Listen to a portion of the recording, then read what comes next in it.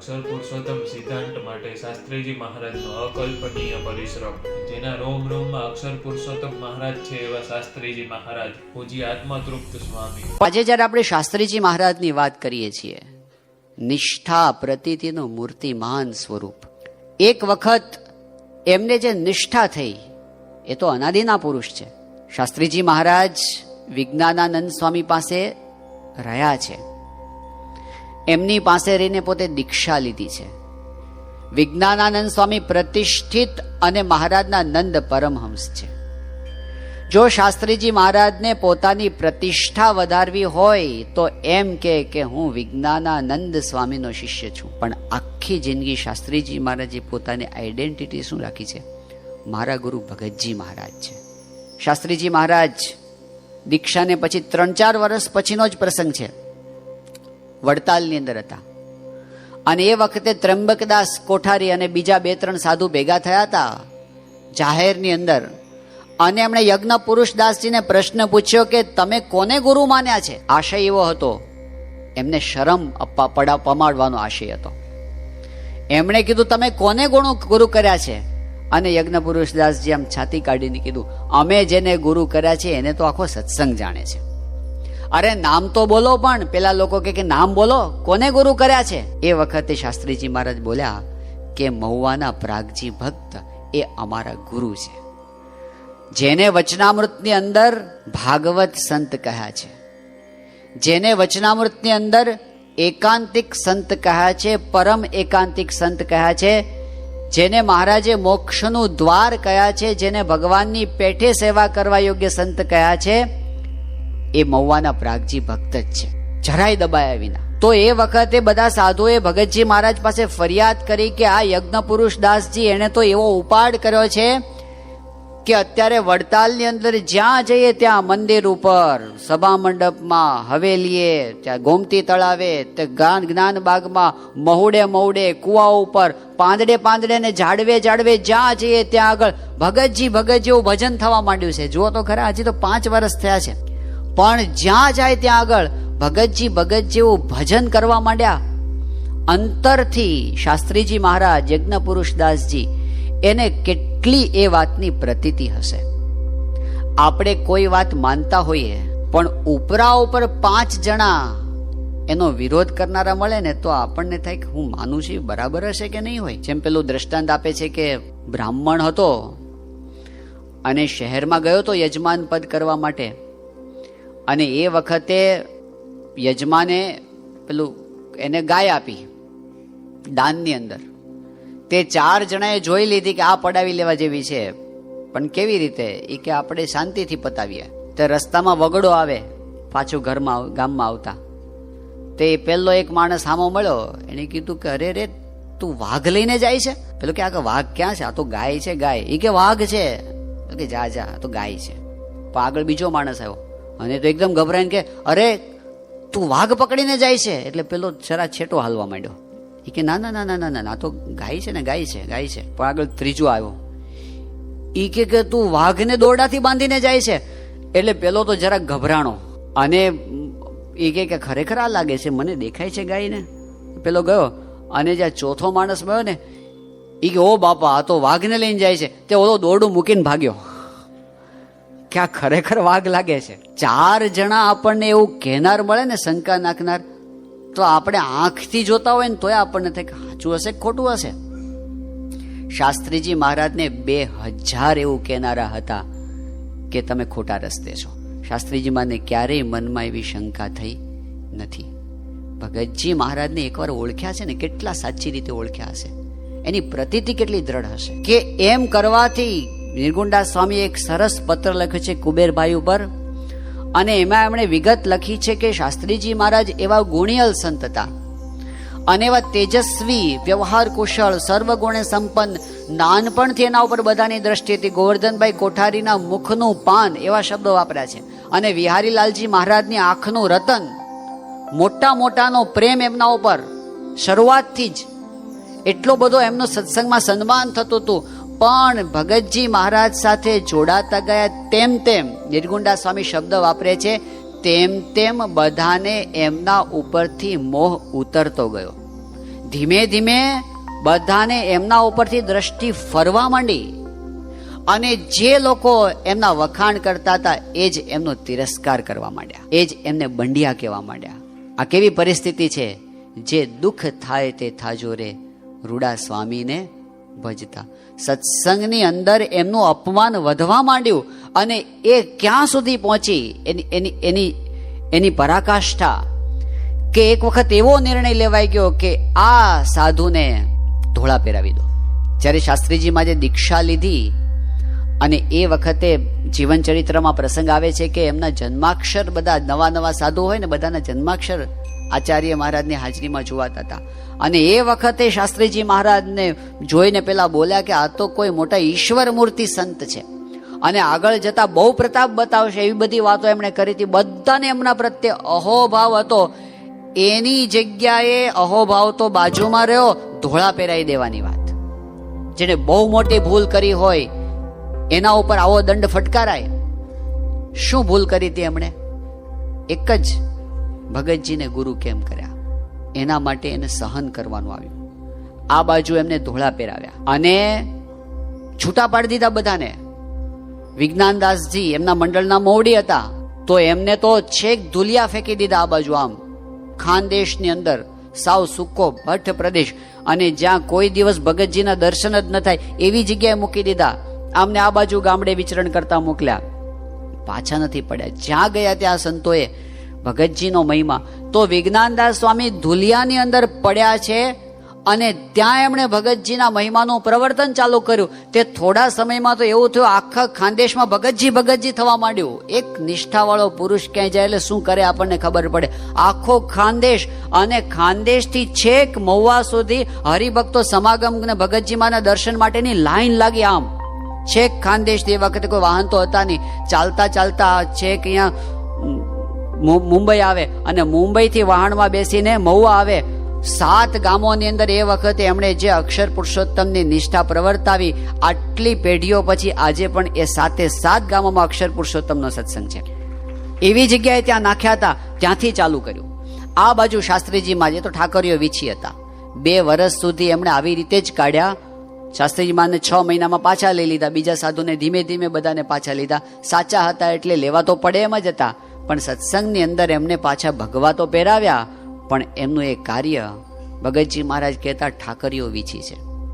જ્યાં જાય ત્યાં ભગતજીનું જ પ્રવર્તન, એની જ વાતો, એનો જ મહિમા, બીજું એમને કઈ સૂજે જ નહીં, બસ આ જ. અને કેવા ને શાસ્ત્રીજી મહારાજ ત્યાં વડોદરા ભણતા હતા, રંગાચાર્ય પાસે વિદ્વાન હતા. રંગાચાર્ય એની પાસે પોતે ભણવાનું મધ્વ સંપ્રદાયના હતા, એટલે કોઈ બીજા સંપ્રદાયમાં ચોંટેલા હતા પાછા, એ લોકો ઉખડે નહીં જલ્દી.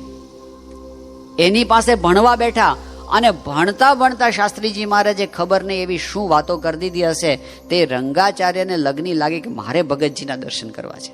આવી કે સહેલું હતું? શાસ્ત્રીજી મહારાજ કે એના માટે તમારે છેક ગરડા આવવું પડશે. પેલો પાટોત્સવ છે, શતવાર્ષિક પાટોત્સવ, એમાં આવવું પડશે. લક્ષ્મીવાડીમાં પ્રતિષ્ઠાથી શતવાર્ષિક પાટોત્સવ નહીં પણ પ્રતિષ્ઠાનો ઉત્સવ હતો. એ કે ત્યાં છેક આવવું પડશે. તો સહેલું નહોતું. છેક વડોદરાથી ચાલતા આવવાનું. ગરડા તૈયાર થયા અને આ બાજુ ગરડા પહોંચી ગયા. હજી ભગતજીમાના દર્શન નહોતા થયા. શાસ્ત્રીજી મહારાજ ત્યાં પહોંચ્યા ને પછી ઉતારો કર્યો અને રંગાચાર્યને લઈ અને ગોપીનાથજી મહારાજના મંદિરે દર્શને લઈ જતા હતા. અને એ જ વખતે એવું બન્યું કે ભગતજી મહારાજ ગોપીનાથજીના દર્શન કરી મંદિરના અને આમ દરવાજા પાસે બહાર આવતા હતા. રસ્તા ઉપર દૂરથી શાસ્ત્રીજી મહારાજે ભગતજી મહારાજને જોયા અને એમણે પોતાના જે વિદ્યાગુરુ રંગાચાર્ય હતા એમને વાત કરી કે સામેથી પહેલા જે આવે છે ને એ મારા ગુરુ પ્રાગજી ભક્ત છે. અને આટલું કીધું અને રંગાચાર્યે રસ્તા ઉપર સાષ્ટાંગ દંડવત પ્રણામ કર્યા. જે લોકો ભણે છે અથવા તો ભણ્યા છે કોલેજમાં એને ખબર છે કે એવી કલ્પના કરો કે આપણા જે પ્રોફેસર હોય અને આપણે એમને એમ દર્શને લઈ આવીએ, એક તો પેલા આવે જ નહીં, પણ ધારો કે લઈ આવે ને આપણે દૂરથી કે પહેલા સામે દેખાય ને મારા ગુરુ પ્રમુખ સ્વામી મહારાજ અને સાષ્ટાંગ દંડવત પ્રણામ કરે. શું સમજાવી દીધું હશે શાસ્ત્રીજી મહારાજે ભગતજી મહારાજ વિશે એમને? એ વખતે અક્ષરધામની વાત તો હતી નહીં, મંદિરો નહોતા, આટલા સાધુઓ કે એમના નહોતા, શાસ્ત્ર એમણે નહોતા બનાવ્યા. શું બતાવું, શું ભગતજી મહિમા શું કીધો હશે એમણે એ વખતે? જીવમાં હોય ને એ સામેવાળાને અસર થાય ને. મેટર ઇમ્પોર્ટન્ટ નથી, નિષ્ઠા ઇમ્પોર્ટન્ટ છે. શું વાત કરવી? આપણને ઘણીવાર એમ થાય છે કે આપણે શું વાત કરીએ. આપણા સગાવાલાને સત્સંગ કરાવો, નિષ્ઠા અંદરથી વાત કરાવે.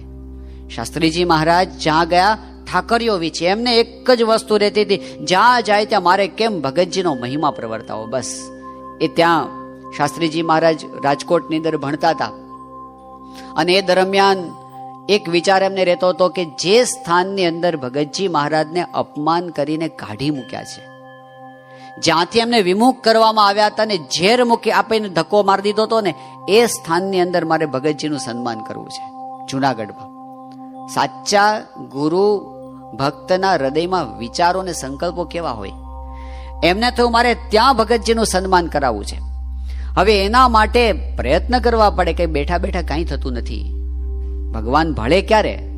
આપણી તમન્ના હોય ત્યારે. તો ત્યાં એમણે જુનાગઢની અંદર ત્યાંના કોઠારી જીભાઈ, શાસ્ત્રીજી મહારાજ જ્યારે સુરત હતા ત્યારે જીભાઈ કોઠારી સાથે હતા, એટલે જૂનું હેત હતું એમને. અને જીભાઈ શાસ્ત્રીજી મહારાજની સાધુતાથી પ્રભાવિત હતા.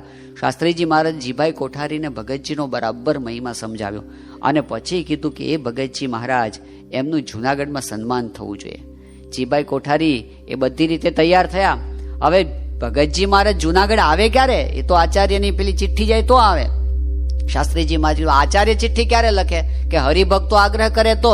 શાસ્ત્રીજી મહારાજ હરિભક્તોને તૈયાર કર્યા, ઝવેરીલાલભાઈ તૈયાર કર્યા, બીજા આગેવાન હરિભક્તોને તૈયાર કર્યા. એ બધાએ ભેગા થઈને આચાર્ય વિહારીલાલજી મહારાજને કીધું કે જુનાગઢમાં જન્માષ્ટમીનો સમયો છે અને આપ પધારવાના છો, તો તમે ભગતજી મહારાજને બોલાવો, અમારે એમનો સમાગમ કરવો છે અને અમારે પારણાની રસોઈ આપવી છે. ને બધાએ ખૂબ એવી રીતે કીધું. એટલે વિહારીલાલજી મહારાજે ચિઠ્ઠી લખી અને ભગતજી મહારાજને ત્યાં બોલાવવાની વાત થઈ. શ્રાવણવદ છઠના દિવસે ત્યાં ઉતરે રેલવે સ્ટેશન પર, એવું ગોઠવણ થઈ.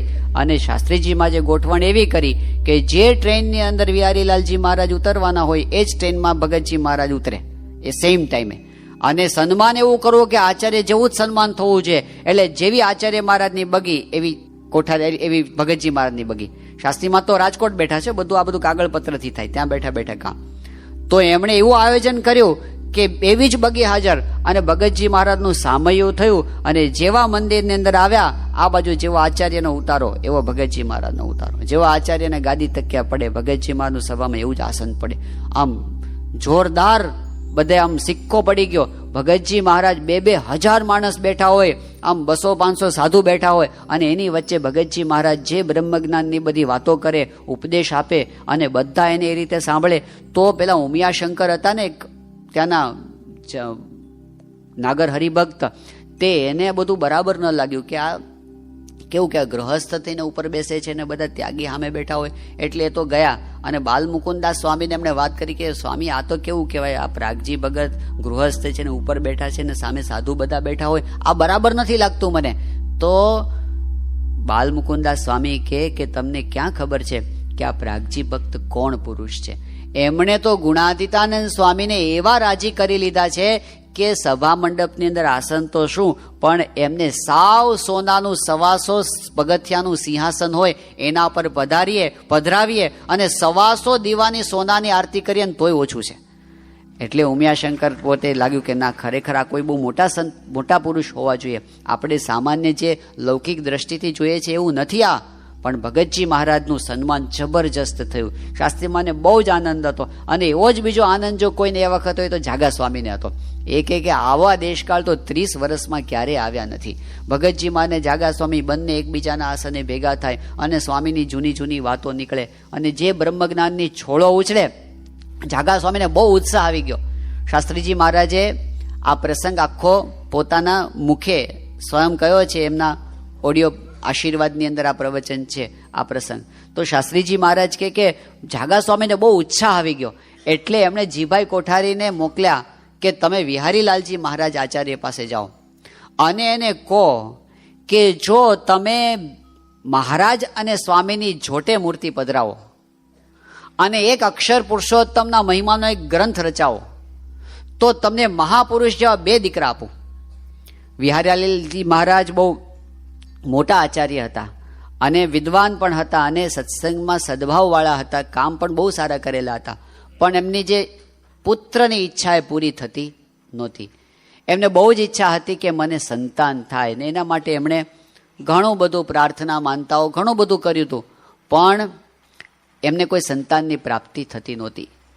તો જાગા સ્વામી એમને કેવડાવ્યું કે જો તમે આ બે કામ કરો, શિખરબદ્ધ મંદિરની અંદર શ્રીજી મહારાજની સાથે ગુણાતીતાનંદ સ્વામી બેસે, અને બીજું કે એક અક્ષર પુરુષોત્તમ મહિમાનો ગ્રંથ રચાય, તો તમને મહાપુરુષ જેવા બે દીકરા મળે. આ વાત જીભાઈ કોઠારીએ વિહારીલાલજી મહારાજને કરી. એ થોડા વિચારમાં પડી ગયા. પછી એમણે કીધું કે એ કામ મારાથી બની શકે એમ નથી, કારણ કે ભેખ ઉપાધિ કરે, અને જ્યાં સુધી પેલા બે જણ બેઠા છે ને ત્યાં સુધી મારું ધાર્યું ન થવા દે. એ બે જણ એટલે કોણ? તો વડતાલમાં ગોવર્ધનભાઈ કોઠારી અને ગરડાના ભીમજી કોઠારી. એ બેઠા છે ને ત્યાં સુધી મારું ધાર્યું થવા દે નહીં. વિચારવા જેવી વાત છે. વિહારીલાલજી મહારાજ એ બહુ સારા આચાર્ય હતા, પ્રતાપી પણ હતા. સત્સંગમાં એમનું વજન પડતું હતું, અને પોતે ગુણાતીતાનંદ સ્વામીને અક્ષર જાણતા હતા પણ ખરા, કારણ કે એમણે પોતે લખ્યું છે મૂળ અક્ષર ગુણાતીતાનંદ સ્વામી તેણે આપ્યા વર્તમાન, પોતે લખ્યું છે કીર્તન કૌસ્તુભ માળામાં. પણ છતાંય આ કામ કેટલું કપરું થઈ ગયું હશે. શાસ્ત્રીજી મહારાજનું કાર્ય આના પરથી આપણને સમજાય છે કે સાવ સાચી વાત અને બધા જીવોના કલ્યાણ માટે જરૂરી વાત હોવા છતાં પણ કોઈને કોઈ કારણસર, એને આપણે સ્વભાવ કહીએ, પ્રકૃતિ કહીએ, અહંકાર કહીએ, કોઈક ને કોઈક કારણથી કે ઈર્ષા કહીએ, કોઈક કારણથી એ વાત કેટલી દબાઈ જતી હતી. એનું દુઃખ હતું શાસ્ત્રીજી મહારાજને. આ બાજુ જ્યારે વાત કરી વિહારીલાલજી મહારાજ પાસે, એમણે કીધું મારાથી એ થાય નહીં. એટલે જીભાઈ કોઠારી એ સમાચાર લઈને પાછા આવ્યા, અને શાસ્ત્રીજીમાં જેનું વર્ણન કરતા કહે છે કે જ્યારે પાછા આવતા હતા ત્યારે જાગા સ્વામીએ એમના પગ ઢીલા દીઠા. ખબર પડી જાય ચાલ ઉપરથી કે કામ થયું છે કે નથી થયું. પૂછ્યું કે શું કહે છે આચાર્ય? જીભાઈએ કીધું કે આચાર્ય તો કહે છે કે મારાથી એ કામ થઈ શકે એમ નથી. અને આ વાત સાંભળી અને જાગા સ્વામી ઉપર એની કેવી અસર તેનું વર્ણન કરે છે શાસ્ત્રીજી મહારાજ, કે જેમ હરણને ગોળી વાગે ને વસમું લાગે ને એવું જાગા સ્વામીને વસમું લાગ્યું. ઉપાસનાના પ્રવર્તકો કયા મિશન સાથે જીવતા હોય છે, એમના જીવનના ગમા અને અણગમાઓ કેવા હોય છે, એમની ઈચ્છાઓ કેવી હોય છે, એમની ઝંખનાઓ કેવી છે, આપણને ખબર પડે. એટલા સમાચાર આવ્યા કે આચાર્ય નહીં પધરાવી શકે અક્ષર પુરુષોત્તમની મૂર્તિઓ, અને વસમું કેમ લાગી જાય? કેવી ઈચ્છાઓ ઝંખનાઓ હશે કે શું મારા જીવતા જીવત આ અક્ષર અને પુરુષોત્તમ મહારાજની મૂર્તિઓ નહીં બેસે? એનું દુઃખ લાગે છે એમને. જીવનના મિશન એવા છે એમના. એટલે એમને કીધું કે નહીં થાય. આ દુઃખ લાગી ગયું એમને. 15 મિનિટ સુધી સ્વામી કે કઈ બોલ્યા જ નહીં. શાસ્ત્રીજી મહારાજ કે છે જાગા સ્વામી 15 મિનિટ સુધી ઊંડા ઉતરી ગયા, એક પણ શબ્દ બોલ્યા નહીં. 15 મિનિટ પછી શાસ્ત્રીજી મહારાજની સામું એકદમ જોયું. એમની ઉંમર તો એ વખતે બહુ નાની હતી. શાસ્ત્રીજી મહારાજને જાગા સ્વામી કે તું આ કામ ન કરે. શાસ્ત્રીજી મહારાજ બહુ વિચક્ષણ પુરુષ હતા. એમણે જાગા સ્વામીને કીધું કે એ કામ અમારાથી કેવી રીતે થાય? અમારી તો સ્થિતિ કેવી છે. કોઠારી પાસે જઈએ, 1 પૈસાનું પોસ્ટકાર્ડ એ વખતે આવે. 1 પૈસાનું પત્તું લેવા માટે જઈએ તો કોઠારી અમને 10 સવાલ કરે, તિરસ્કાર કરે, તરછોડા કરે. શું કરવા છે પોસ્ટકાર્ડ, કોને લખવા છે, ક્યાં છોકરા પરણાવવા છે, એવા બધા પ્રશ્નો પૂછે. પછી શાસ્ત્રીમાં જ કે અમે આમ માથું રાખીને બેહી રહી, આમ નીચું માથું રાખીને. એટલે 10 મિનિટે કોઠારી 1 પોસ્ટકાર્ડના પત્તાનો ઘા કરે, લો લઈ જાઓ. એ અમારી દશા. અને આવા મંદિરો કરવા તમે કહો છો એ કા રાજાનું કામ, આચાર્યનું કામ અમારાથી ક્યાંથી થાય? જાગા સ્વામી બોલ્યા કે તમે જો સંકલ્પ ન કરો તો તમારી ખોટ, અને પૂરા ન કરીએ તો અમારી ખોટ. શાસ્ત્રીજી મહારાજને કીધું કે ભગતજી મહારાજના તમારા પર આશીર્વાદ છે અને થશે, એવું જાગા સ્વામી બોલ્યા. શાસ્ત્રીજી મહારાજ કેમ વિચક્ષણ પુરુષ દેખાય છે આની અંદર? એની વિશેષતા શું બહાર દેખાય છે? કેમ શરૂઆતમાં એમને એમ ન કીધું કે હા હું કરી નાખીશ? એમને આશીર્વાદ લેવાતા. મોટાના બળથી કામ કરવું હતું, પોતાના બળથી નહીં. અને એટલે કીધું કે અમારાથી તો ન થાય, એટલે આશીર્વાદ મળ્યા. આશીર્વાદથી કામ કરવા માંગતા હતા, ભગવાનને સંતના બળથી. અને શાસ્ત્રીજી મહારાજ કે હું એ કરીશ.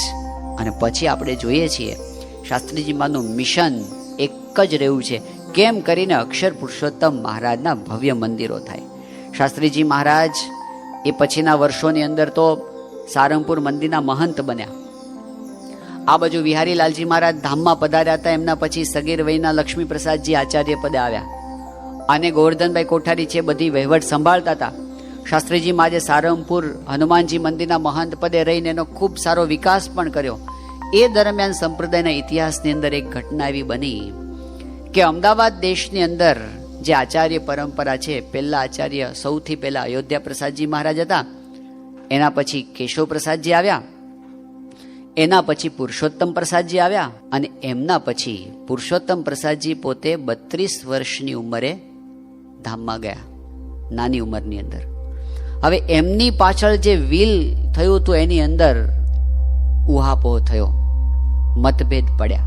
બધાના મનમાં એવું હતું, મોટેરાના મનમાં, કે કુંજ વિહારી પ્રસાદજી હતા એ પોતે વ્યવહાર કુશળ પણ હતા અને ધર્મવાળા પણ હતા, એટલે બધાને એમના પ્રત્યે સદભાવ હતો. અને એવો નિર્ણય પણ થયો હતો કે આમના પછી આમને ગાદી પદે મૂકવા, કારણ કે પુરુષોત્તમ પ્રસાદજીને કોઈ સંતાન નહોતા. એટલે એમની જગ્યાએ કુંજ વિહારી પ્રસાદને રાખવાની બધી વાત થયેલી હતી. પણ કોઈક કારણસર છેલ્લે કંઈક વાંધો પડ્યો હશે અને એવું થયું કે છેલ્લે વિલ ફરી ગયું અને એવું આવ્યું કે 2 વર્ષની ઉંમરના વાસુદેવ પ્રસાદજીનું નામનું વિલ થઈ ગયું. હવે વિલ બહાર આવ્યું ત્યારે ખબર પડી, મંદિરમાં ઉહાપોહ થયો. કુંજ વિહારી પ્રસાદજીના પક્ષમાં એમને કીધું કે આ બરાબર નથી અને સામેથી પણ વિરોધ થયો અને એમને મંદિરમાંથી કાઢી મૂકવામાં આવ્યા. કુંજ વિહારી પ્રસાદજીની સાથે એ વખતે કેટલાક મોટા સદગુરુ હતા, નિર્મલદાસ સ્વામી, ત્યાગવલ્લભ સ્વામી વગેરે મોટા સદગુરુ હતા. એ બધા એમની સાથે નીકળ્યા અને વઢવાણ જઈને રહ્યા. વઢવાણમાં એ વખતે એમના હેતવાળા હરિભક્તો રહેતા હતા. હવે આ બાજુ એમને તો કોઈ મંદિરમાં પ્રવેશ ન આપવો એવું થઈ ગયું. હવે શું કરવું? એમને વિચાર થયો કે હવે આપણે એક મંદિર બનાવવું પડશે. પણ મંદિર બનાવવું હોય તો જમીન જોઈએ, અને જમીન ક્યાંથી મળે? એ વખતે એમની નજર શાસ્ત્રીજી મહારાજ ઉપર પડી. સારંગપુર મંદિરના મહંત હતા શાસ્ત્રીજી મહારાજ. આ ડેલિગેશન, આ બધા સંતો ત્યાં ગયા એમની પાસે અને શાસ્ત્રીજી મહારાજ પાસે જઈને બધી વાત કરી કે અમારે વઢવાણમાં મંદિર કરવું છે, તમે જમીન અપાવો. શાસ્ત્રીજી મહારાજ કે જમીન તો તમને મળે, પણ એક શરત છે. શું? કે મંદિરની અંદર મધ્યખંડમાં અક્ષર પુરુષોત્તમ મહારાજ પધરાવો. મહારાજની સાથે જો ગુણાતીતાનંદ સ્વામી મધ્યખંડમાં પધરાવો તો મદદ કરવા તૈયાર છું. તો એ સંતોએ વાત કરી કે તો બહુ સારી વાત છે, મહારાજની સાથે ગુણાતીતાનંદ સ્વામી બેસે તો સારી જ વાત છે, અમે પણ માનીએ છીએ, અમે પણ ગુણાતીતાનંદ સ્વામીની વાતોનું નિત્ય વાંચન કરીએ છીએ, એટલે એમાં અમને વાંધો નથી. તો શાસ્ત્રીમાં કે તો જમીન માટે, મંદિર માટે જમીન મળી જશે. શાસ્ત્રીજી મહારાજે ઝવેરભાઈ દિવાન, જે લીંબડીના દિવાન હતા, એમના દ્વારા ભલામણ કરાવી. લીંબડીના ઠાકોર સાહેબ અને વઢવાણના ઠાકોર સાહેબ માસિયાઈ ભાઈઓ થતા હતા, એટલે એ દ્વારા ત્યાં વઢવાણને સીમની અંદર એવું કહેવામાં આવ્યું કે જેટલી જોઈએ એટલી જમીન આ સંતોને આપી દેવામાં આવે. અને ત્યાં એમને જમીન મળી ગઈ અને આ બાજુ વઢવાણની અંદર મંદિરનું કામ શરૂ થયું. શાસ્ત્રીજી મહારાજ એ પોતે ત્યાં સારંગપુર મંદિરના મહંત પદે હતા, ત્યાંથી એમને એ પદ છોડવાનું થયું અને એ પોતે વડતાલ આવી ગયા. ત્યારે એને પોતે વિચરણ કરતા વીરસદ મંદિરનું કામકાજ ચાલુ હતું, એનું સંભાળવાનું એમને સોંપવામાં આવ્યું. એ દરમિયાન શાસ્ત્રીજી મહારાજે આ બાજુ વઢવાણ મંદિરની અંદર જે મૂર્તિઓ પધરાવવાની હતી અક્ષર પુરુષોત્તમની, એનું કામ ચાલુ કરી દીધું. શાસ્ત્રી મહારાજ કે મૂર્તિ અમે પહોંચાડશું. અને એમણે ત્યાં પૂનમના સમયાઓ પર જે બધા ચરોતરના હરિભક્તો એમના હેતવાળા આવ્યા હતા એ બધાને વડતાલના સભા મંડપમાં જ ભેગા કરીને મિટિંગ કરી અને શાસ્ત્રીજીમાં જે મિટિંગમાં વાત કરી કે વઢવાણની અંદર મોટું મંદિર બને છે અને એમાં અક્ષર પુરુષોત્તમ મહારાજ બેસવાના છે, મહારાજની સાથે ગુણાતીતાનંદ સ્વામી બેસવાના છે, તો એના માટેની જે મૂર્તિ છે એની સેવા તમારે કરવાની છે. અને ત્યાં સેવાનો ખરડો વડતાલના સભા મંડપમાં ચાલે, લોકોને એમ કે વીરસદનું કામ ચાલે છે. શાસ્ત્રીજીમાં જે ત્યાં ખરડો કરાવ્યો અને પુરુષોત્તમ કડિયા હતા ગોંડલના, એને 6 મહિના માટે નોકરી છોડાવીને શાસ્ત્રીજીમાં જેને જયપુર મોકલ્યા મૂર્તિ કરાવવા માટે. એક બાજુ બધું ત્યાં બેઠા બેઠા કામ ચાલે. એ દરમિયાન એવો પ્રસંગ થયો કે વઢવાણનું મંદિર તો એકદમ ઝડપભેર બનવા માંડ્યું. ત્યારે મૂળી દેશની અંદર એક મોટી સભાનું આયોજન કરવામાં આવ્યું કે આ વઢવાણના ને મૂળીના ને બધા જે જૂના હરિભક્તો હતા એને બોલાવવામાં આવ્યા મૂળીની અંદર, અને એવું નક્કી કર્યું કે આ વઢવાણના મંદિરની વિરુદ્ધની અંદર જો કોઈ મોટા સદગુરુ બોલે ને તો આ વઢવાણનું મંદિર બંધ રહે. એવું અમદાવાદ દેશમાં આયોજન થયું. પણ હવે એવા કોણ કે જે બોલે તો ભાર પડે? એ વખતે બધાની નજર બાલમુકુદાસ સ્વામી પર પડી કે જૂનાગઢના સદગુરુ બાલમુકુંદ સ્વામી છે ને, એ જો વાત કરે ને અને એ એમ કે વઢવાણનું મંદિર ન થવું જોઈએ તો કોઈ કાળે ન થાય. એટલે એમને ત્યાંથી બોલાવવામાં આવ્યા. બાલમુકુંદ સ્વામીને ખબર પડી કે આ રીતે જવાનું છે, એને તૈયાર થઈ ગયા. મૂળી પોતે જવા તૈયાર થઈ ગયા.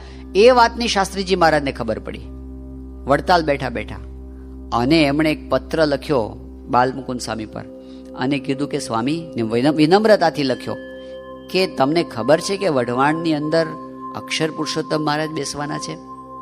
તમે જુનાગઢ દેશની અંદર સોરઠ દેશમાં પટની મૂર્તિઓ ગામડે ગામડે પધરાવી છે. પહેલી વખત એવો પ્રસંગ આવે છે કે શિખરબદ્ધ મંદિરની અંદર મહારાજની સાથે ગુણાતીતાનંદ સ્વામી બેસે છે, અને તમે એની વિરુદ્ધમાં બોલશો તો પછી અમારે શું કહેવાનું રહેશે? બાલમુકુંદ સ્વામી બધી વાત સમજી ગયા. મૂળી પહોંચી તો ગયા હતા, પણ એમણે નક્કી કર્યું કે હું કઈ બોલીશ નહીં. આ બાજુ સભાનો સમય થઈ ગયો અને બાલમુકુંદ સ્વામીને બોલાવવા માટે કહે કે ચાલો સ્વામી, સભા ચાલુ થઈ ગઈ છે. બાલમુકુંદ સ્વામી કહે કે મને દાઢ બહુ દુખે છે, મારાથી બોલાશે નહીં. તે બધા મૂંઝાણા કે બાલમુકુંદ સ્વામી જો નહીં બોલે તો સભાનો કોઈ મતલબ જ નથી, કોણ આપણું માનશે?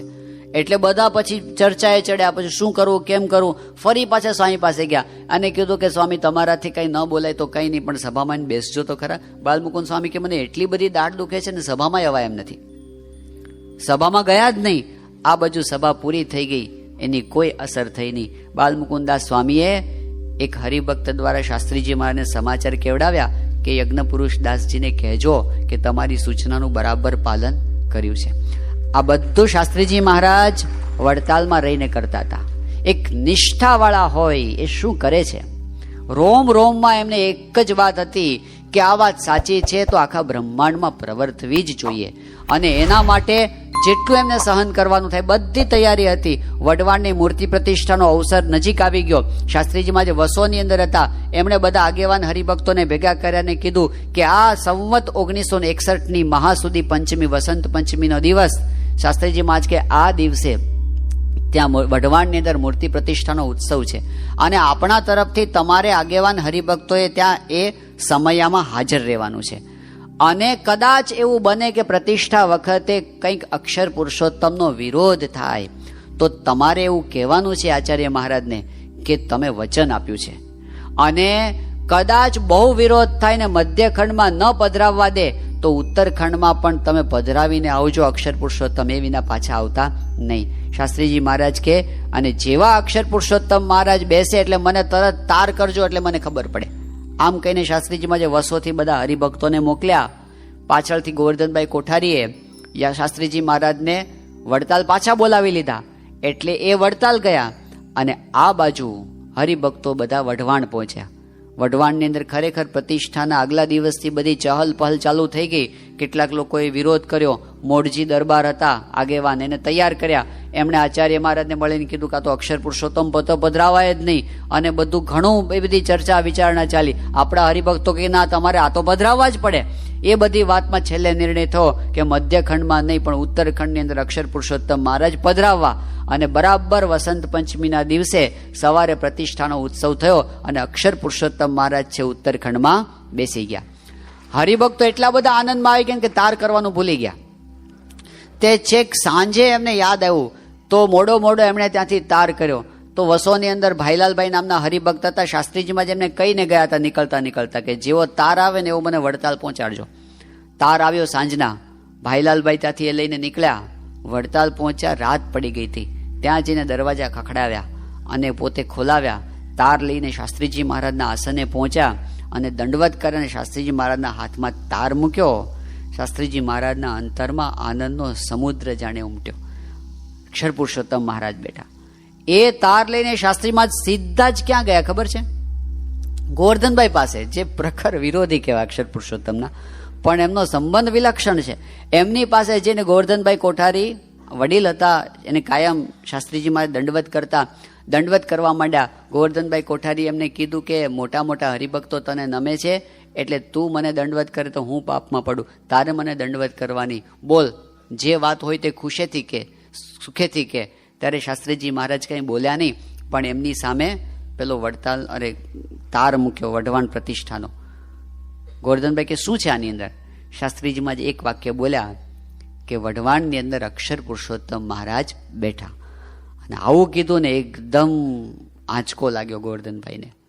ઊંડા ઉતરી ગયા, ભૂતકાળની અંદર સરી પડ્યા અને સ્વગત બોલતા એમ બોલવા માંડ્યા કે સંવત 1928ની સાલમાં બાલમુકુંદ સ્વામીએ બંડ ઉપાડ્યું હતું અને ગોંડલમાં એમણે જે મંદિર થવાનું હતું ત્યાં અક્ષર પુરુષોત્તમ બેસાડવા હતા, પણ મેં એ દબાવી દીધું. જ્યારે અક્ષરદેરી પર એક શિખરનું મંદિર થવાનું હતું ત્યારે એ પણ મેં અટકાવી દીધું.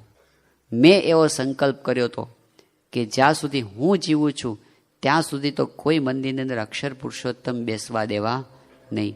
શાસ્ત્રીજી મહારાજ કે કોઠારી, મેં પણ એવો જ સંકલ્પ કર્યો હતો કે તમારી હયાતીમાં જ અક્ષર પુરુષોત્તમ પધરાવા છે.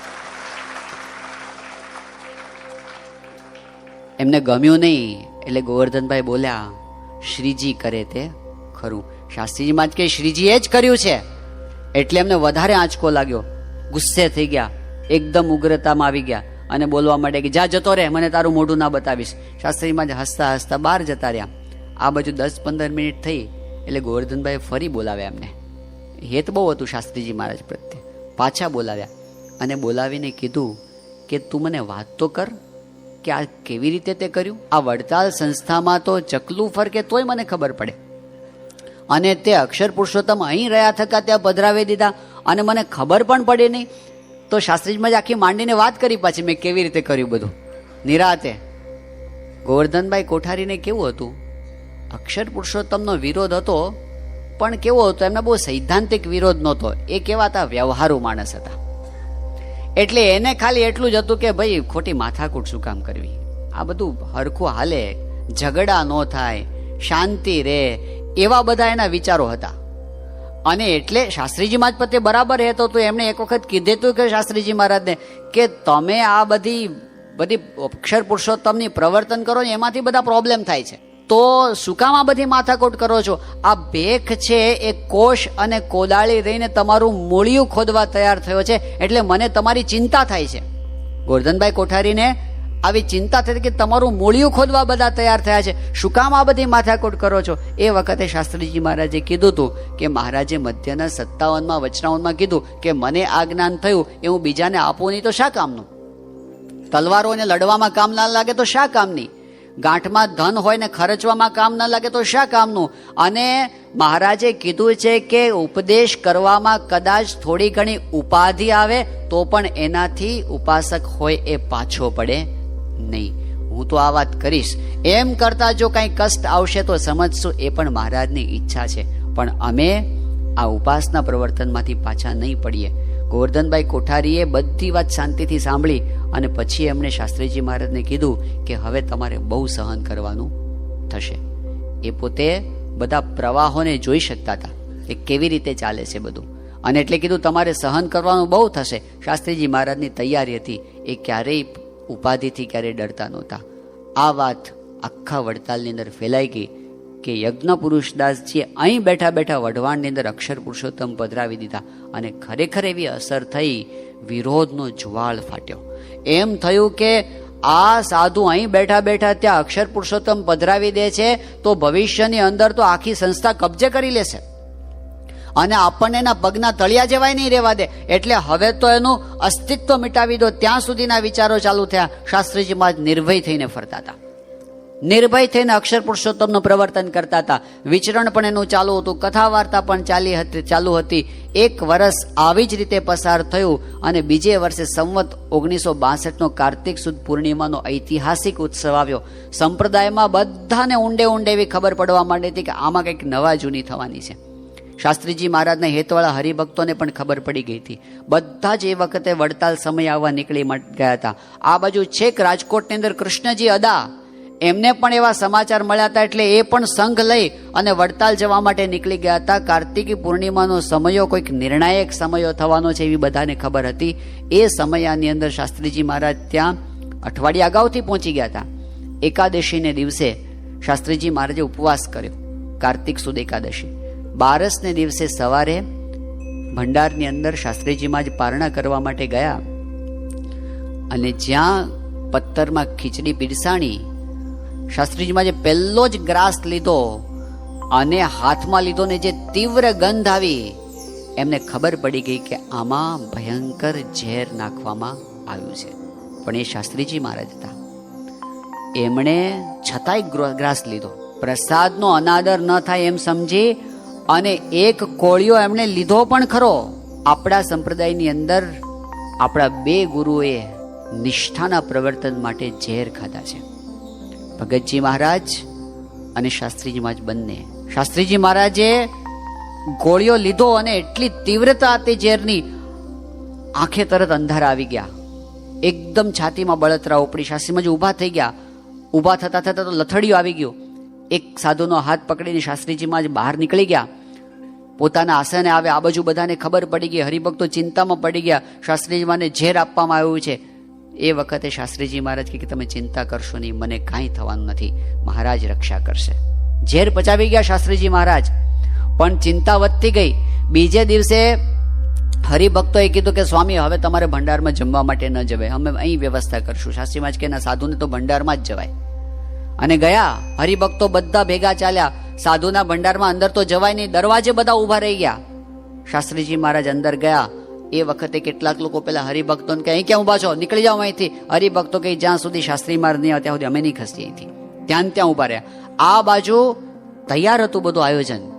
ભડ ભડ ભડ ચૂલ બળતી હતી, સામે લાકડા તૈયાર હતા, બધી જ તૈયારી હતી. ને શાસ્ત્રીજી મહારાજ જેવા ગયા અને ઉંચકીને નાખવાની તૈયારી થઈ, બે હરિભક્તો અંદર ઘૂસી ગયા અને શાસ્ત્રી મહારાજને પકડીને બહાર લઈ આવ્યા.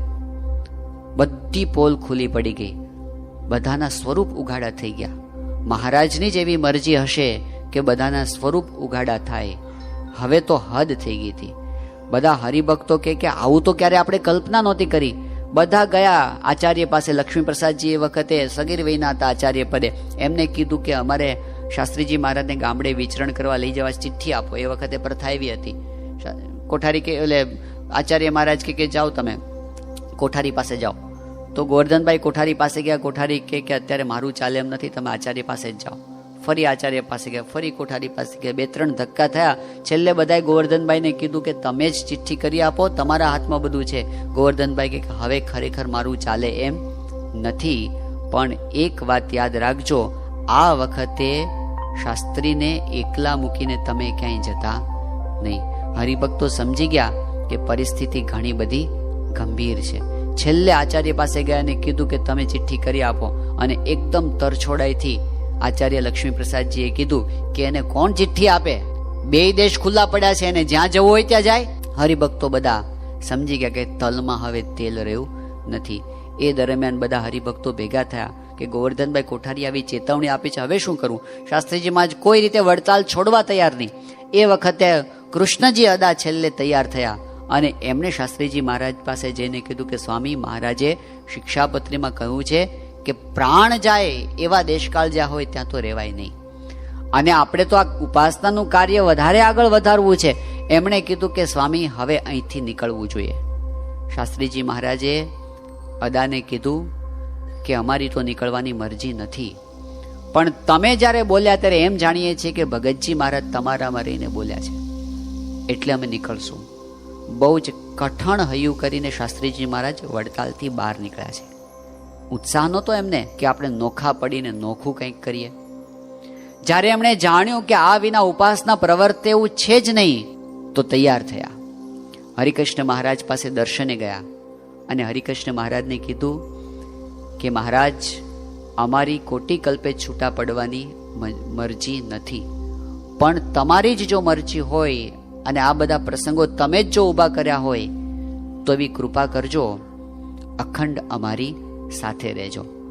આટલી પ્રાર્થના કરી 5 સાધુ સાથે શાસ્ત્રીજી મહારાજ હનુમાન ગણપતિના પગથિયેથી આગળથી નીચે ઉતર્યા. માથે પોટલા છે, આજુબાજુ બધા જ એમને ચિત્ર વિચિત્ર દ્રષ્ટિથી જુએ છે. અને શાસ્ત્રી મહારાજ જેવા વડતાલના દરવાજાની બહાર પગ મૂકે છે, વિચાર કરવા જેવી બાબત છે. કેવો પ્રસંગ છે. જાણે છે શાસ્ત્રીજી મહારાજ કે જે સેકન્ડે પોતે બહાર પગ મૂકશે ને એ દિવસથી એમના ઉપર દુઃખોના ડુંગરો તૂટવાના છે. એમને ખ્યાલ છે કે સામે પાવર છે, સત્તા છે, સમૂહ છે, પૈસા છે. શાસ્ત્રીજી મહારાજ એમની પાસે કાંઈ નથી. શાસ્ત્રીજી મહારાજ સીધા જ ત્યાંથી કરમસદ આવ્યા. બપોરે સરદાર વલ્લભભાઈ પટેલના પિતાશ્રી ઝવેરભાઈ શાસ્ત્રીજી મહારાજને પોતાને ઘરે લઈ ગયા અને પહેલી ખીચડી શાસ્ત્રીજી મહારાજે ત્યાં ખાધી, પારણા કર્યા. પછી વલ્લભભાઈના પિતાશ્રીએ સ્વામીને કીધું કે સ્વામી તમે અહીં રહી જાઓ, અમે બધી વ્યવસ્થા તમારી કરશું. શાસ્ત્રીજી મહારાજ કે ના, આજ સાંજ પહેલા બોચાસણમાં મારે પોટલા મૂકવા છે. નીકળ્યા, સીધા જ સાંજ પહેલા બોચાસણ પહોંચી ગયા અને શાસ્ત્રીજી મહારાજના જીવનનો એક નવો અધ્યાય ત્યારથી ચાલુ થયો, મંદિરોના નિર્માણની પ્રક્રિયા. જ્યારે જીવવાના પ્રશ્નો હોય એવે વખતે શાસ્ત્રીજીમાં જે મંદિરોના કામ છે એ શરૂ કર્યા અને બોચાસણની અંદર મંદિરનું કામ ચાલુ કર્યું. આશ્ચર્યની વાત છે કે શાસ્ત્રીજી મહારાજ નીકળ્યા છે સંવત 1962 કાર્તિક વદ પડવાને દિવસે અને બરાબર 1.25 વર્ષની અંદર સંવત 1963 વૈશાખ સુદ દશમના દિવસે શાસ્ત્રીજી મહારાજે શિખરબદ્ધ મંદિરમાં અક્ષર પુરુષોત્તમ મહારાજની પ્રતિષ્ઠા કરી દીધી. કયા બળથી? બોચાસણ મંદિરના પાયા જ્યારે ખોદાતા હતા ત્યારે પાયામાંથી સોનાના ચરો નીકળ્યા. કેટલો આનંદ આવી જાય બધાને. હરિભક્તો તો ખુશાલ થઈ ગયા કે મહારાજે છપ્પર ફાડીને આપણને આપી દીધું અને હવે આપણા મંદિર પૂરા થઈ જશે. શાસ્ત્રીજી મહારાજ પાસે વાત ગઈ. શાસ્ત્રીજી મહારાજ કે દાટી દો. કઈ માટીના પુરુષ હશે? આપણે એના બળે નથી કરવા મંદિરો. એ લક્ષ્મીને જમીનમાં જ દાટી દો, ન કાઢ્યા બહાર. જે વખતે ખાવાના સાસા હોય એવા પ્રસંગે આટલા રૂપિયા મળી જાય, શાસ્ત્રીજી મહારાજ કે ના, આપણે ભગવાનના બળથી કરવું છે અને આપણે હરિભક્તના પૈસાથી કરવું છે. એક એક હરિભક્તની સેવા એ લેવી છે. શાસ્ત્રીજી મહારાજના મનમાં હતું. આજની તારીખે બોચાસણ મંદિરના પાયામાં એ ચરુ દટાઈને પડ્યા છે, બહાર નથી નીકળ્યા. આખા બ્રહ્માંડની લક્ષ્મી શાસ્ત્રીમાં જ કઈ આવશે, આપણે બહાર નથી કાઢવા અને બંધ કરાવી દીધા. બોચાસણ મંદિરમાં પ્રતિષ્ઠા થઈ. આખા ચરોતરની અંદર જય જયકાર થઈ ગયો અક્ષર પુરુષોત્તમ મહારાજનો. એ સમાચાર જ્યારે ભીમજીભાઈ કોઠારીને મળ્યા એટલે એમના પેટમાં તો તેલ રેડાયું અને એમણે ગોરધનભાઈ કોઠારીને કાગળ લખ્યો કે તમે ગુજરાતના દાળ ભાત ખાવ વાણિયા, તમારી હાજરીમાં પેલા શાસ્ત્રી ચરોતરની અંદર અક્ષર પુરુષોત્તમે પધરાવી દીધા ને તમે કાંઈ કરી શક્યા નહીં. એ શાસ્ત્રી જો સાબરમતીના આ કાંઠે આવે તો એને કાઠિયાવાડના ખમીરની ખબર પડે. શાસ્ત્રીજી મહારાજ એમને કોઈની સાથે હુંસાતુસી નહોતી, એમને કોઈને બતાવી નહોતું દેવું કે ચલો હું તમને બતાવી દઉં. પણ એ તો મહારાજના સંકલ્પ પ્રમાણે મંદિર કરવાતા. તો જોગાનો જોગ એવું જ બન્યું કે ભીમજી કોઠારી કાઠિયાવાડનો વિરોધ કરતા હતા તો કાઠિયાવાડની ભૂમિ ઉપર જ શાસ્ત્રીજીમાં જે બીજું મંદિર સારંગપુરમાં ચાલુ કર્યું. આ બાજુ સારંગપુરની પરિસ્થિતિ તો કેવી હતી? પ્રમુખ સ્વામી મહારાજ ઘણી વખત કહે છે ગામમાં કોઈ બેસવા ન દે ને પટેલને ઘરે ઉના પાણી, એવી સારંગપુરની સ્થિતિ હતી. આખું ગામ, શાસ્ત્રીજી મહારાજના સંતો ગામમાં ભિક્ષા માગવા જાય, કોઈ છાશ ન આપે. કાઠિયાવાડમાં તો દુશ્મનને એ લોકો છાશ આપે. છાશ ન મળે ગામમાં, લાઠીદળ સુધી છાશ ગામ માગવા જવું પડે. પછી તો પરિસ્થિતિ એવી થઈ કે આખા ગામને મંદિર છાશ આપે. પણ એ પરિસ્થિતિ એવી હતી, ગામમાંથી કોઈ છાશ ના આપે સંતોને. એમાં મંદિરો ચાલુ કર્યા, સારંગપુરનું મંદિર. અને પરિસ્થિતિ આપણે જાણીએ છીએ, પ્રાથમિક સુવિધાઓ નહોતી. કેરોસીનના ડબ્બાને કાપીને ખીચડી રાંધવી પડતી. હવે જે વખતે રાંધવા માટે વાસણ ન હોય એ વખતે મેન્યુમાં શું હોય? નાગજી શેઠ હતા, એ જે શાસ્ત્રીજી મહારાજને પેલું આપવા માટે આવ્યા કે લો સ્વામી આ તેલ છે, હાંચવો અને આમાં રસોઈ કરવામાં વાપરજો. એક સદભાવવાળા ગામના શેઠ હતા. તો યોગીજીમાં જ રસોઈ કરે. 15 દિવસ પછી ફરી આવે કે સ્વામી બીજું તેલ લાવવું છે. તો યોગીજીમાં જે શીશો બતાવ્યો, જુઓ કે એટલું ને એટલું જ છે.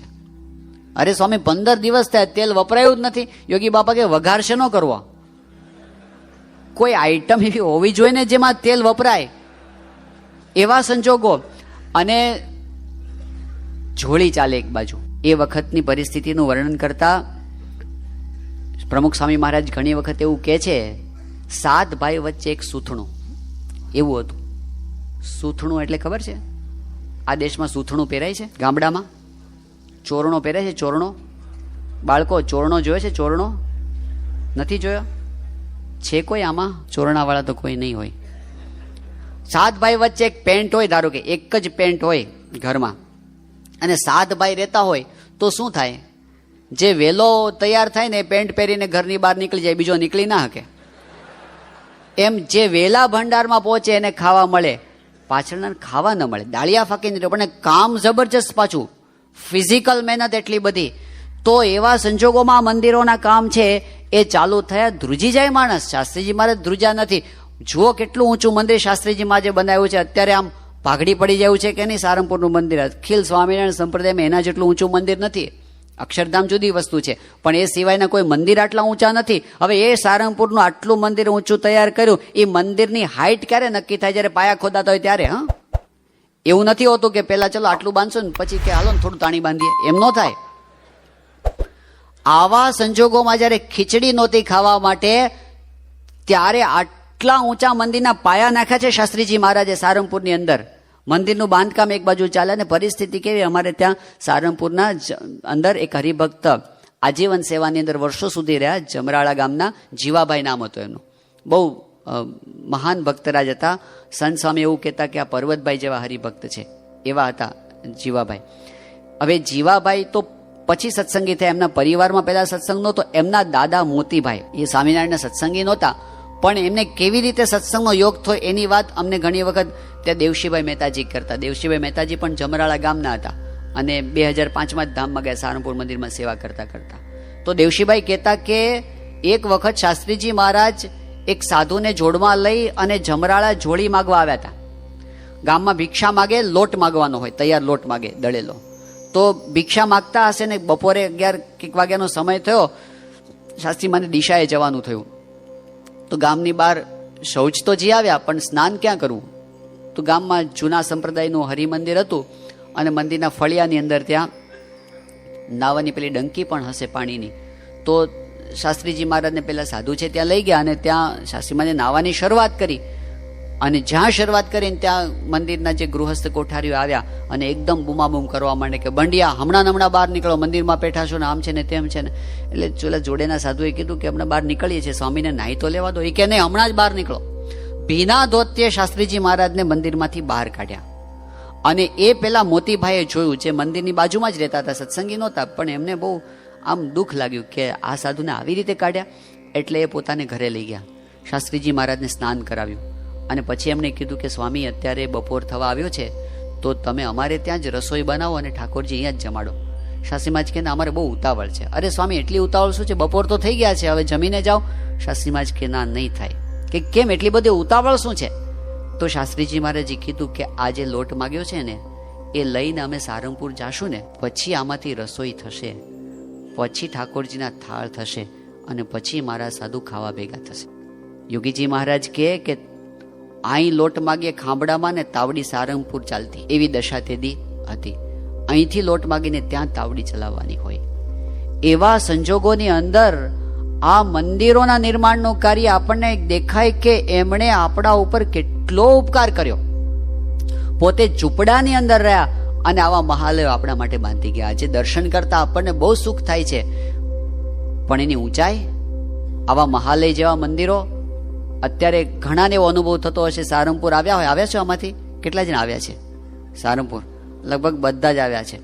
તો મંદિરમાં આપણે એક વખત પગથિયા ચડીને દર્શને ગયા હોય ને, પછી કોઈ થોડી વાર પછી કે હાલો બીજી વાર જઈએ, કે ના નથી જવું, બહુ ઊંચા છે. આપણને પગથિયા ચડતા થાક લાગે છે, એ બનાવતા કેટલો થાક લાગ્યો હશે એમને, વેઠ્યો છે થાક એમણે, એમના સંતોએ, એમના હરિભક્તોએ. અને એ એમણે જાત મહેનતે કર્યું. એ ધારત તો ઐશ્વર્ય વાપરી શકત, પરચાથી કરી શકત, પણ એ ન કર્યું એમણે. હતા પ્રતાપી પુરુષ હતા. મોતીભાઈ ભગવાનદાસને શાસ્ત્રીજી મહારાજે મંદિરનું કીર્તન બનાવવાનું કીધું તો હજી તો પાયા નહોતા ખોદાયા. એ કે સ્વામી અમને કવિને કંઈક દેખાવું જોઈએ, તમે કહો કે મંદિરનું કીર્તન બનાવો, હજી તો જમીન પર એક ટચકો નથી માર્યો ને તમે કહો કેવી રીતે કીર્તન બને? શાસ્ત્રીજી મહારાજ કે આપ જુઓ, અને મંદિર દેખાડ્યું એમને, સમાધિ અવસ્થામાં દેખાડ્યું એમને આખું મંદિર. અત્યારે જેવું છે એવું ને એવું જ, આમ 3 શિખર, દરેક ખંડમાં કઈ કઈ મૂર્તિઓ છે એ પણ એમને દેખાયું. અને એ અવસ્થામાં એમણે જે ભજન લખ્યું છે, શ્રી સારંગપુરની શોભા સજી અતિ સારી જોઈ અલૌકિક અદ્ભુત ધામ અવિકારી, આપણી ચોપડીની અંદર છપાયું છે એ કીર્તન. તો એવા સમર્થ પુરુષ હતા કે આમ પેટાળ ફાડીને કાઢી શકે, એ એમણે ન કર્યું, એમણે મહેનત કરી. માધાભાઈ હતા પેલા મોજીદળના, સેવા કરવા માટે આવતા હતા. હવે એમને મનમાં આવો વિચાર રહ્યા કરે કે આ મંદિરમાં ખાવાનું નથી મળતું ને આટલા મોટા મંદિર ક્યાંથી થશે. એમાં કેટલાક પાછા વચન માનનારા મળે ને પાછા. એક જણ એવું કે અહીં તો મંદિર થશે, આ તો ઠાકરદારો થશે, ઠાકરદારો. આમ પેલા કે વિશ્રામ ભગત હતા, આમ બોલે અહીં ઠાકર તલહદારી તાપણીથી કઈ ભૂત ભાગતા હશે, અહીં તો ઠાકરદારો થશે. એનો હાથ સડ્યો ખરો પાછો બોલનારનો. પણ એવા વચનો લોકો મારે એટલે ડિપ્રેશન આવે પાછું કે આ કઈ એક તો પરિસ્થિતિ આવી છે ને મંદિર કેવી રીતે પૂરું થાય. માધાભાઈ આવા વિચારની અંદર રહેતા હતા. એમાં અડધી રાતે શાસ્ત્રીજી મહારાજ એમને જગાડ્યા એમની ઓરડીમાંથી કે બહાર આવો. કે બહાર આવ્યા. સ્વામી અત્યારે શાસ્ત્રીજી મહારાજ કે કંઈક ઝાડ છે ને મોટું થડિયું હતું, આમ 15-20 ફૂટ લાંબુ, 2 ફૂટ ડાયામીટરનું. એ કે આને ઊંચકીને આપણે ત્યાં દૂર લઈ જવું છે. એ તો જોઈ જ રહ્યા કે સ્વામી અડધી રાતે મારે એકલા ત્યાં ન ફરે, આ તો 8-10 જણ ભેગા થાય ને તો કામ થાય, તો આ તો દિવસે કરવું પડે. શાસ્ત્રીજી મહારાજ કે તમે એને હાથ અડાડો તમારી પાછળ આવશે.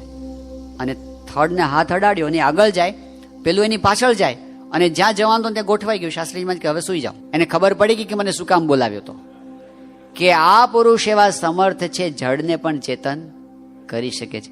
એ સંકલ્પ કરશે તો બધા પથરા ઉડી ઉડીને ચોટી જશે, આપણે કોઈની જરૂર પડવાની નથી. પણ એમણે એ પરચા પરચી કર્યા વગર બધાની સેવા લીધી. જેમ કુબેરભાઈને ત્યાં ગયા હતા શાસ્ત્રીજી મહારાજ ભાવનગર અને કે મારે જોડી માગવા જવું છે. કુબેરભાઈ કે સ્વામી તમે અમારા ગુરુ કહેવાઓ, અમારી ગામમાં પ્રતિષ્ઠા આબરૂ શું, પછી તમે જોડી માગવા નીકળો તો તમે કોને અમે સેવા કરી દેશું. શાસ્ત્રી મહારાજ કે ના, મારી જોડીમાં એક કણકો પણ અનાજ આવે ને એને પણ મારે અક્ષરધામ આપવું છે. એમના સંકલ્પો એવા હતા. અને એટલે એણે બધાને સેવાની અંદર જોડ્યા.